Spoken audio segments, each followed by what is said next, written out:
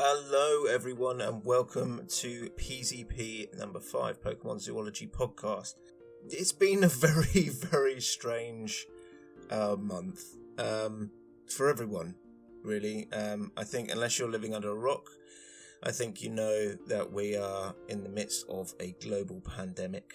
COVID-19 has swept the world, claimed a lot of lives. It's been shocking, to be honest, and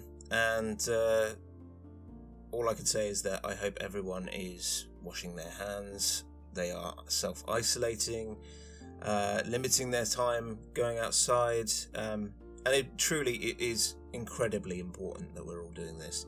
I know especially in the UK the weather has been absolutely gorgeous and it's been really tempting to go out and sort of see friends and whatnot, but honestly, please stay inside.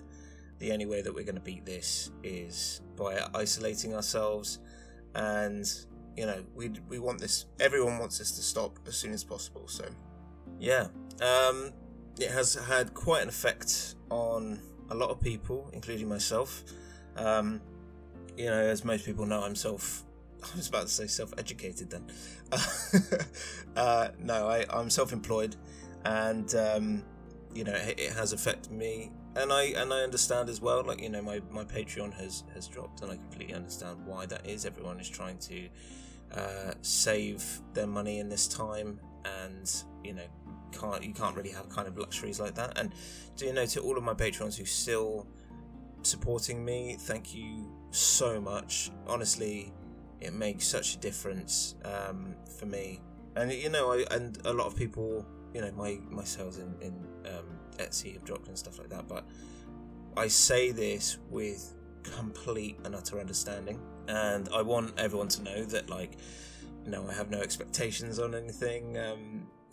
You know, these are hard times and people have to be careful with their money, and I think it's the right thing to do. Obviously, if you do want to buy anything, that would greatly help me out. In the UK, we've not got any kind of furlough for another month or so, so I am living on fumes, which is fun. But you know, I'm in the same boat as a huge amount of people across the world. There's kind of a sense of comfort in the sense that we're kind of all banded together and just doing our best, basically. In this time, I mean, I know a lot of you may have noticed that I haven't actually been doing a huge amount of Pokemon Zoology, and that is basically because I created a new project. I know I've got lots of projects, but anyone who follows me on my social media would have seen that I started doing some pictures of sort of humans living with dinosaurs a while back, just because it was something I wanted to explore. Then I got a lot of people saying, hey, you know, you should make a game, and I thought, well, you know, what would be really nice in this time when everyone's kind of worried about the virus and everyone's stuck at home and not being able to work at the moment, it might be fun to create a community project where people can get involved and just put ideas into a melting pot for, like, what if we could make this amazing game with, you know, dinosaurs and humans and stuff like that. And it was incredibly popular.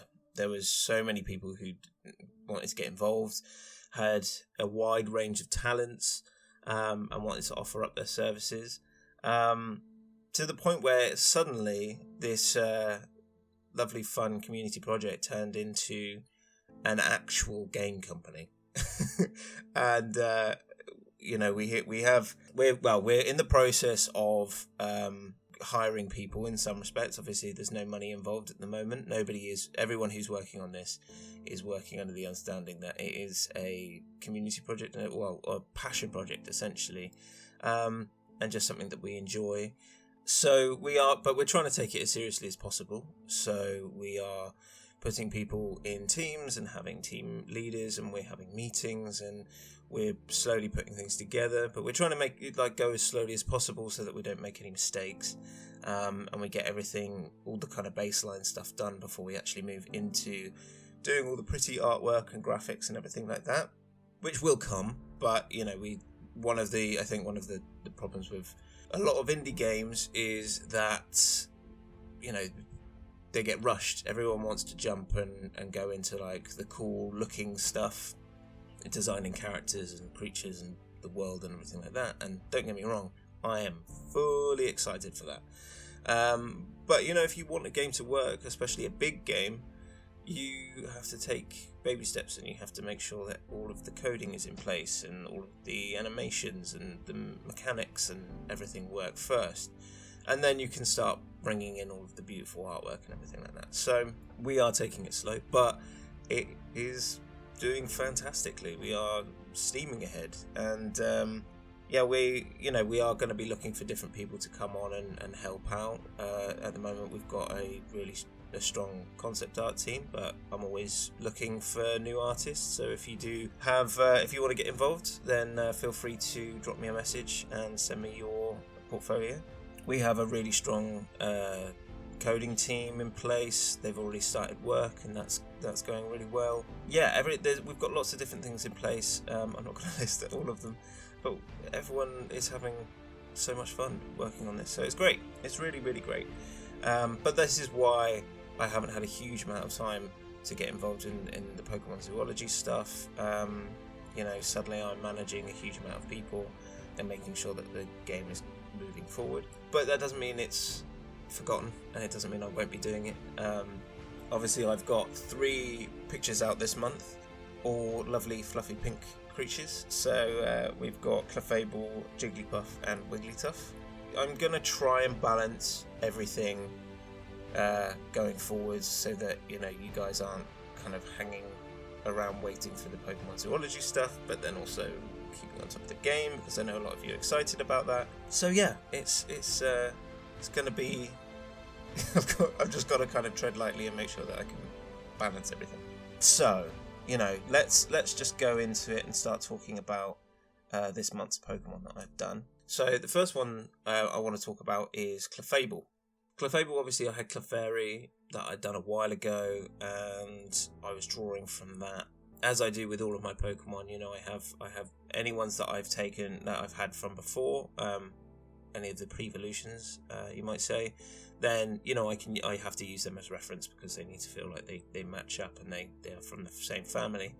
But I looked very much into kind of like different, like things like hamsters and chinchillas and other sort of animals like that, where they've got a lot of thick fur, but from a distance it looks almost solid, if that makes sense. So I was looking at those because I wanted to have the kind of round-ish shape, or the pear shape of Clefable to kind of shine through, but for it to still be furry. I know a lot of people have said to me, like, why isn't it, got rubbery skin or whatever? And like I said in last month's podcast, because it would just look creepy as hell. And I think as well, it would take away from the realism of it. Like, it would look plasticky, and that's not really what I'm trying to do in this project. I'm trying to make them feel like they could exist in the real world. Obviously, all of that has to be taken with a pinch of salt, because these are monsters. They're pocket monsters at the end of the day. But I think with Clefable, I was actually quite happy with how it turned out. I did a lot of photo bashing afterwards, bringing in a lot of kind of textures from fluffy animals and rabbits and other things like that, because I think the fur initially looked too coarse and thick, whereas I wanted it to be kind of this soft, fluffy look. So I tried to build that in. The curl on its head was challenging.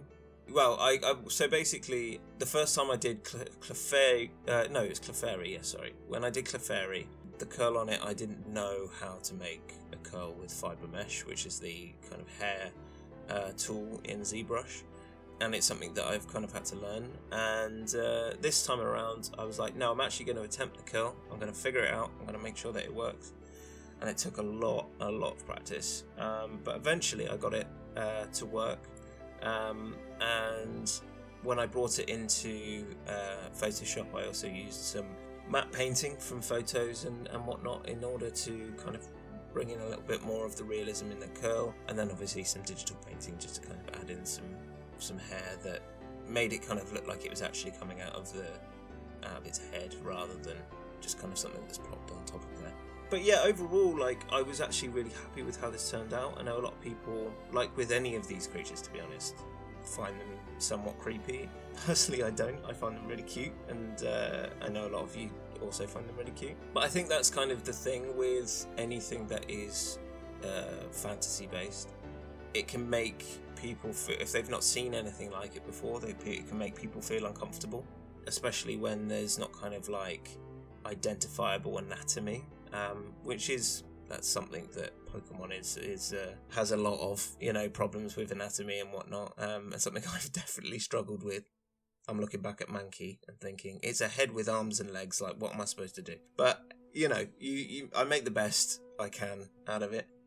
And yeah, so really, Clefable I was really happy with. I think the environment was a tricky one because, realistically, anything that's kind of this bright and pink, I don't know, it kind of feels like it would just stick out in any environment and, wouldn't be very good at kind of camouflaging or keeping away from predators. If I had to say, I would say that something that looked like this may be kind of like human selectively bred or something along those lines, but I know obviously a lot of you are probably going like, no, it's an alien, it's supposed to be an alien. I'm like, well, I think that was something that was brought into the anime without there being kind of, I think, to be honest, with the anime, I think there was a lot of story arcs that they brought in that became canon that I don't know were ever really planned. Because obviously Clefairy and Clefable were clearly based on fairies and like mythological fairies and stuff like that. And then I think the anime were the ones that kind of went, oh no, like, they evolved with Moonstone, so therefore they must be aliens. It's like, well, there's a lot of Pokemon that evolved with the Moonstone. But anyway, my personal feelings on it is that they are not aliens, and I have done this work. I always try and feel like I have to kind of bring it down, ground it essentially, and kind of think, well, maybe these things evolved because of this and X, Y, and Z. So yeah, so really happy with that one. The next one I did was actually a surprise picture. I'd already actually done Jigglypuff a long time ago, right at the beginning. Like, I think I did it after Eevee. I can't actually remember, but it was a very, very long time ago, and I had no idea how difficult it was going to be to make it look realistic. Again, this is one of these anatomy-defying creatures, and I didn't know much about how to do fur. Obviously, I'd done Eevee, and that worked out relatively well, so I was actually really excited, like, yes, I can do fur, fantastic, let's do Jigglypuff, because that'll be easy. And it turned out not so much, and the image is probably one of the ones that I like least out of all of my work. Bear in mind that a lot of people do like it, and that's fantastic, but I always had it in my head that I was going to go back and redo Jigglypuff when I felt I was going to be more confident with fur and other things like that. So yes, so basically I decided, because I was going to do Wigglytuff, it made sense to, tackle Jigglypuff again and give it another go. So I did, and again, same challenges, very, very difficult to make it feel like it could actually be a real animal. But I felt that I pulled it off. I think I got there and I felt like, actually, you know what, this could work. I was really happy with how, like, the fur tuft turned out. Obviously, I learnt a lot through experimentation on Clefable, and the eyes worked out nicely. I did a lot in post.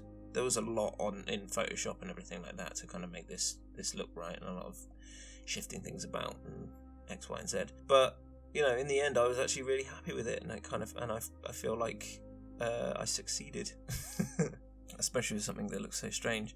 But yeah, a lot of people, like, I was fully expecting people just to kind of tear me a new one on this one and be like, oh no, it just looks so weird and creepy and blah, blah, blah. Actually, people really liked it, and I was very grateful for that, and yeah, I was really chuffed with how that one turned out.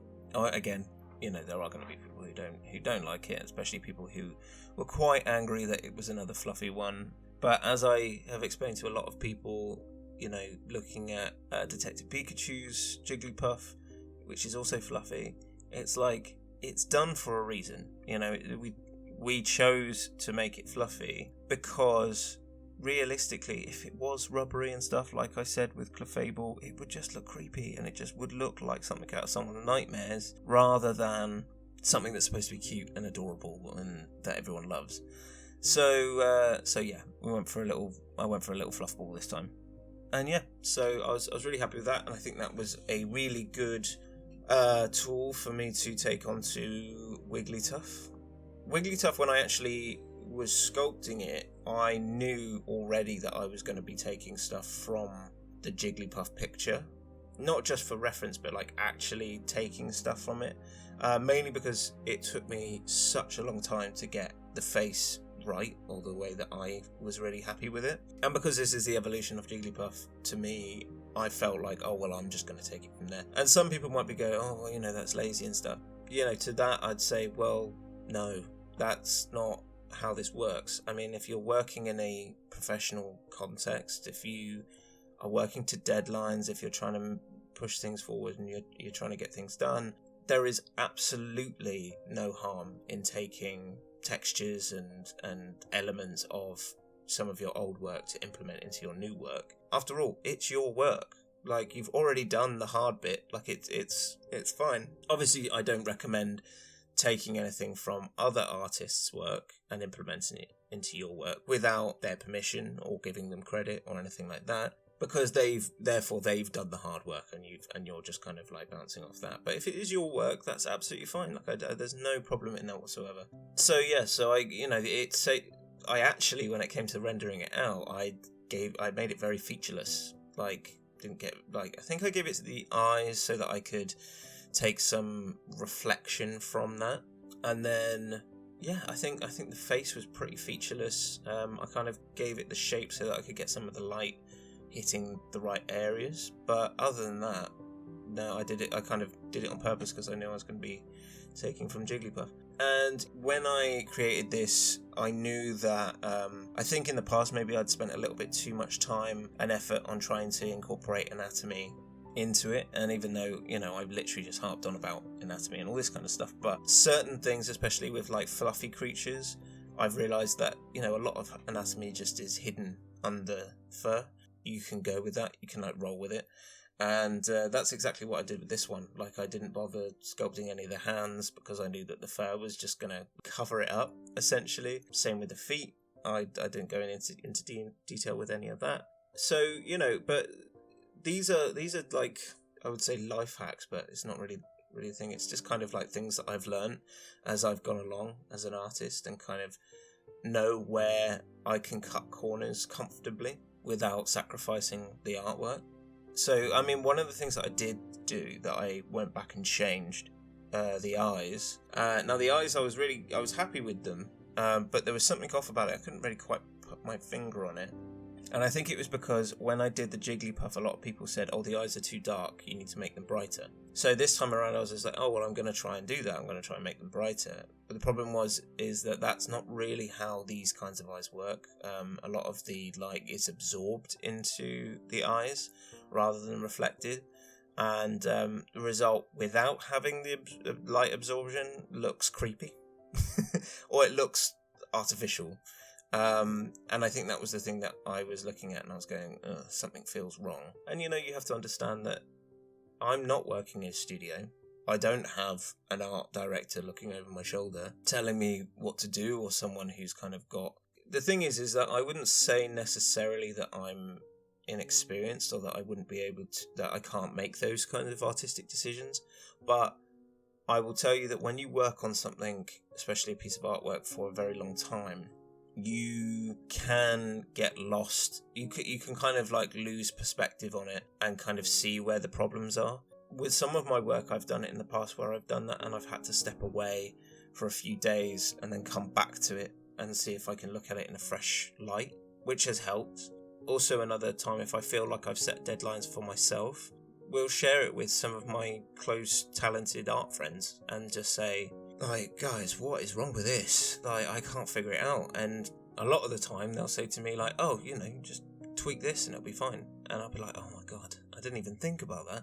So again, as part of that, there is no shame in asking for help. And as an artist, I think that's very important. I think we're kind of driven into this kind of mentality that it's just like, you need to like fully carry this on your shoulders.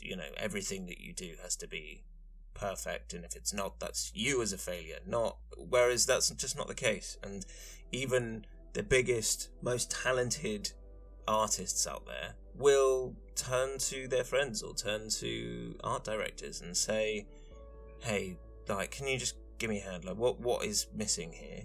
And as I said, there's no shame in that. So if you ever get stuck, ask your friends. It's fine. But yeah, I was quite happy with Wigglytuff as a whole. I really wanted to kind of bring in a bit of because it was such a weird looking creature, it actually kind of reminded me of a little bit like something like out of Alice in Wonderland or something in those aspects, like a slightly strange Easter bunny. So I wanted to kind of give an environment that kind of reflected that a little bit, just to kind of like, because sometimes when you are trying to push too hard on the realism, it can look like the creature, if the creatures look really strange, it can feel out of place. So I just thought it still feels like it's natural, it feels like it could be a real thing, but there's an element of fantasy there, and I've kind of played on that with the lighting, and kind of like the bugs catching the light and all this kind of stuff. So yeah, I was really happy with how this turned out, and I think, again, I was really expecting people to kind of turn me a new one, and say how creepy it looked, but a lot of people really liked it. The one thing that someone did spot, and to be honest, it was a complete accident, was that the first time I put out Wigglytuff, I made a mistake in terms of when I was playing with hue and saturation and stuff, and its eyes ended up looking green instead of blue. And if there's any hardcore Pokemon fans out there, they know that the shiny version of Wigglytuff is pretty much exactly the same as a normal Wigglytuff, but its eyes are green instead of blue. So a few people messaged me and said, "Oh my god, is this your first shiny?" And I was like, "Is it?" So when I went back into it, I was just like, right, okay, I've made a very, very subtle mistake that has led people to believe this is shiny. And as I always say, no, I'm not going to be going and doing the shinies, because to be honest, if I do one, then I have to do them all, and I cannot be bothered to go through and redo every single one of my pictures. So, and I know a lot of people have gone like, oh, just go in and change the colour. I'm like, well, as an artist, I wouldn't be satisfied with that. I would feel like that was lazy, and I would want to do a new picture if I was going to do that, and but the reality is that I don't really have the time, and I have so many of the originals to do, so I might as well just crack on with them. And there's not that many left now. I think we're in the kind of final 30, I think. Something around that. I haven't really kept track, to be honest. Obviously I keep track of what Pokemon I've done, but not how many I've got left. But yeah, that's eventually, over this next year, that's all going to come together, and I'm actually going to finish the 150 Pokemon, which is a strange feeling, really strange feeling. I may be going back and redoing some of them just to kind of update what I I've learnt a lot on this project, and my art has improved in different ways, and I want that to reflect in all of my work, not just a handful, especially as I plan to put this all in a book for you guys, so I want it all to look really fresh and consistent.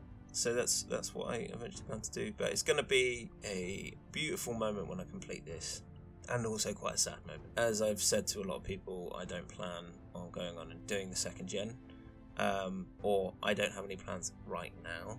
Depending on how things go, maybe I will. Who knows? But yeah, we'll see what happens. So yeah, that was all of the Pokemon that I did this month. I just want to quickly do a shout out to my Patreon followers, because they, as I said at the beginning, they have all been absolutely amazing, and it is the lifeblood of this project. So I just want to do a shout out to Bridget D. Laurent, Sam Simmons, Exitus, Nikki Wolf, Jamie Dunbar, and Elvis Ditto. Thank you to all of you, genuinely, and everyone else who is a Patreon follower. Genuinely, thank you. These guys are just on a tier where they get a shout out, but my love is for everyone who has helped me out on this project, and genuinely means the world. So thank you. So yeah, talking of Patreon, as I said, spending money right now is a luxury, and it's not something that everyone can do, and I totally understand that. But because of the hard times, my Patreon has dropped, and after conversion rates and everything like that, I'm not actually getting that much a month. And not that I would say, because it's all donations, and it's all, I'm incredibly grateful, and I don't lean on you entirely for everything, but it really does help, and it means that the more I'm supported through Patreon and Etsy and everything like that, the more time I can actually spend on Pokemon Zoology, and I'm not having to take up other freelance projects to pay the bills, So if you do want to help, I love you forever. I think I might be doing an Etsy sale soon. I haven't decided when. I think I just need to be careful about what's going on, because obviously I'm trying not to leave the house as much as I possibly can, but at the same time I still need to pay my bills. So yeah, I'm thinking I'll do an Etsy sale, and I will try and, if everyone has bought stuff, then I will take it to the post office, but I will try and do it in larger chunks, if that makes any sense. So rather than going every day, I'll maybe post them once a week. Sorry, not once a month. So yeah, so keep your eyes out for that, and follow me on social media. Do subscribe to my YouTube channel. Obviously, there's loads of cool stuff on there, in terms of time lapses and feature videos and stuff.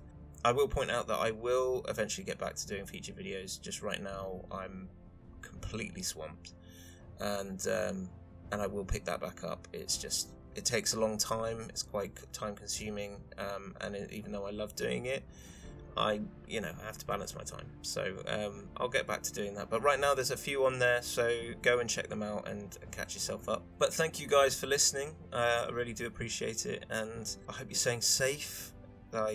Keep isolated, wash your hands, and I'll see you next time. Thanks guys. Bye.